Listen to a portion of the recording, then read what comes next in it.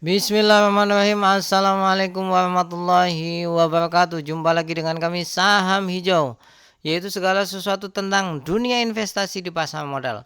Pada kesempatan kali ini kita akan menyajikan menu bulanan, yaitu aksi korporasi penting di bulan Mei, yang mana bisa berimbas pada laba perusahaan yang pada akhirnya potensi menaikkan harga saham. Ingat, potensi ya, bukan pasti.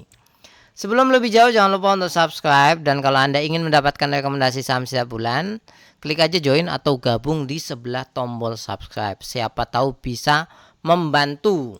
Tentu saja disclaimer on, dan nanti yang kami sajikan bersumber dari berita di investor.id. Yang pertama adalah ada dari Inco. Ya, Inco ternyata mampu menyelesaikan 3 proyek besar yang mana dijadwalkan lebih cepat ya, lebih cepat dari sebelumnya, sehingga bisa mendongkrak kinerja. Proyek ini nilainya luar biasa, 164 triliun ya, luar biasa, dan harga sahamnya masih minus 18% di tahun 2025. Kinerjanya bagus ya, menurut kami kinerjanya bagus karena year on year-nya naik luar biasa, kemudian dari kuartal 4 juga naiknya luar biasa. Secara valuasi menurut kami tergolong masih bagus. Kalau murah banget enggak, tapi masih bagus karena book value-nya 0,6, kelemahannya di pair-nya yang masih 21. Berikutnya ada di ADO, ini saham yang paling banyak ditanya. Aksi korporasinya adalah buyback saham dengan nilai 4 triliun edan, sebanyak-banyaknya 4 triliun. Gede banget loh. Gede banget. Ini dari 16 Mei sampai selambat-lambatnya 2 Juni. Makanya sahamnya langsung melonjak ini. Dan dalam 1 tahun ini sahamnya masih turun 11%. Adapun kinerjanya menurut kami kurang bagus karena sudah spin off dengan AADI ya. Ini kan kuartal 1 turunnya luar biasa. Dari kuartal 4 2024 ke 2025 juga turunnya luar biasa. Kalau secara valuasi masih bagus ya, walaupun tidak murah banget karena pair-nya annualize-nya 13. Tapi book value-nya masih di bawah 1. Ingat, yang menarik dari saham ini itu salah satunya adalah dividen. Yang berikutnya ada Inet. Inet ini punya anak perusahaan yang mana salah satu pekerjaannya adalah membangun jaringan fiber optik to the home, yang mana bisa menargetkan 1 juta home pass baru. Besar sekali. Dan estimasi pendapatan, ingat pendapatan bukan dari sisi net income ya, itu 240 miliar dari pembangunan dan 192 miliar dari pemeliharaan. Sahamnya sudah naik 191% di tahun 2025 dan labanya meningkat memang sangat lumayan. Tapi kalau secara valuasi versi kami mahal, sudah mahal ini. Pair-nya, book value-nya sudah mahal. Yang berikutnya ada Heli. Heli ini beli 1 helikopter baru. Otomatis kalau beli 1 helikopter baru, pada akhirnya kan pendapatannya naik kan. Sahamnya sudah naik 1,4% di tahun 2025. Kalau dari sisi kinerja menurut kami cukup lumayan. Dari kuartal 1 2024 naik sangat signifikan di kuartal 1 2025. Adapun valuasinya menurut kami sudah tergolong price in. Dari book value-nya sama pair-nya sudah tergolong pas lah. Berikutnya ada dari perusahaan minyak ENRG. Ini anak usahanya berhasil menemukan kandungan minyak bumi. Ya, perkiraannya sebesar 20 juta barel. Ya, ini gede dan pada akhirnya menurut kami akan berimbas pada pendapatannya. Harga sahamnya di tahun 2025 masih minus 3%. Kinerjanya tergolong oke karena naik lumayan. Dan valuasinya masih murah. Ya, versi kami masih murah. Book value pair-nya, kami ukurannya gampang ya. Book value sama pair gitu aja. Yang berikutnya ada aksi korporasi, yaitu ADMF dan MFin. Ini finance ya, yang mana 2 perusahaan ini akan terjadi penggabungan. Ini akan menjadi salah satu perusahaan yang sangat besar di finance. Karena dua-duanya di bawah induk MUFG. Ya, ini dan ADMF akan menjadi perusahaan yang menerima penggabungan. Nah, saat ini harga sahamnya masih minus 10% di tahun 2025. Kalau secara valuasi masih tergolong murah. Ya, ingat tergolong murah, book value 0,8, PE-nya 7. Secara kinerja menurut kami biasa aja. Ya, turun kuartal 1 year on year-nya. Dari kuartal 4 juga turun. Ya, jadi biasa saja. Yang berikutnya ada Smil. Smil ini direkturnya borong sampai 20 juta lembar atau 200.000 lot. Ini gede. Untuk perusahaan seperti Smil, saham sebanyak itu diborong itu sangat besar. Alasannya karena harga sahamnya turun sampai 50%. Jadi maksudnya dari 500 ke 246. Tapi dalam setahun sudah naik 26%.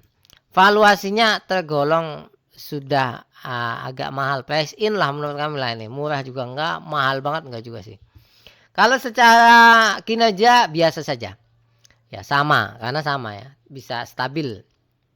Yang berikutnya CGAS. CGAS ini punya 3 kompres natural gas di Grobogan, Gresik, dan Majalengka. Natural gas station ya. Yang mana memperkirakan pendapatan hingga 100 miliar di akhir 2025. Ingat pendapatan bukan net profit.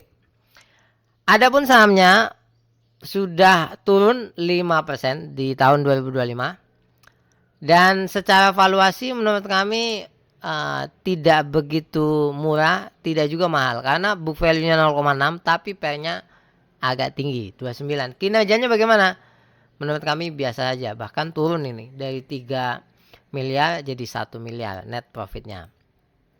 Yang berikutnya ada VKTR. Ini teknologi mobilitas yang mana dapat pesanan 80 unit bus listrik dari Transjakarta bekerja sama dengan Damri. Kalau dapat pesanan 80 lumayan memang, sangat lumayan ini. Harga sahamnya turun 30% di tahun 2025. Adapun secara valuasinya menurut kami mahal karena PE-nya udah tinggi sekali. Kinerjanya juga menurut kami biasa aja karena turun ini ya dari 21 miliar jadi 3 miliar. Yang berikutnya ada PLDA.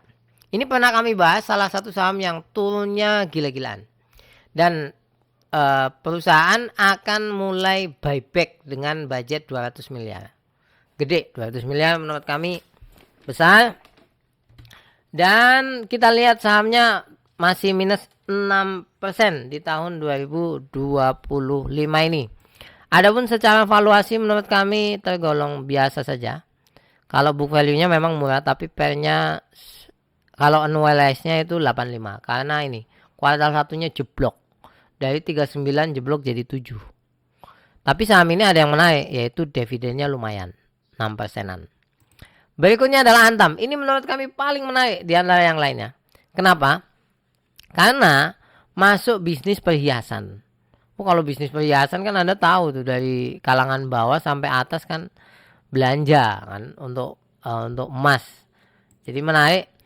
Harga sahamnya satu tahun ini sudah naik 73%.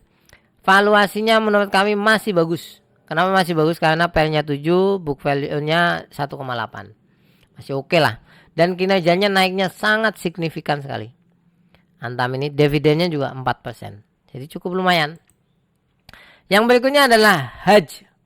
Ya ini perjalanan religi, fasilitas dan jasa. Yaitu menyediakan catering untuk jamaah haji Indonesia tahun 2025. Jumlahnya 8.000 jemaah selama 9 hari dengan total 216.000 porsi. Hitung aja itu kali berapa, akhirnya mendapatkan pendapatan berapa ya. Dan sahamnya sudah naik 85% di tahun 2025. Secara valuasi saham ini masih oke. Masih oke, book value-nya memang udah 3 tapi PE-nya masih annualize ya, itu 5. Ya, annualize-nya 5. Dan kinerjanya kuartal 1 naiknya sangat signifikan dari 10 ke 27. Kuartal 4-nya minus, sekarang jadi plus besar.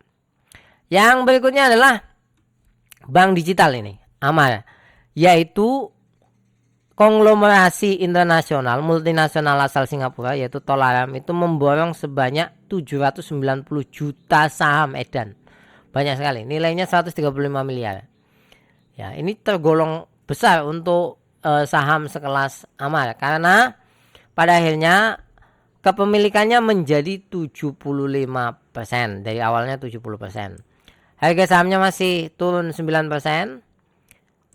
Dan secara valuasinya menurut kami masih bagus.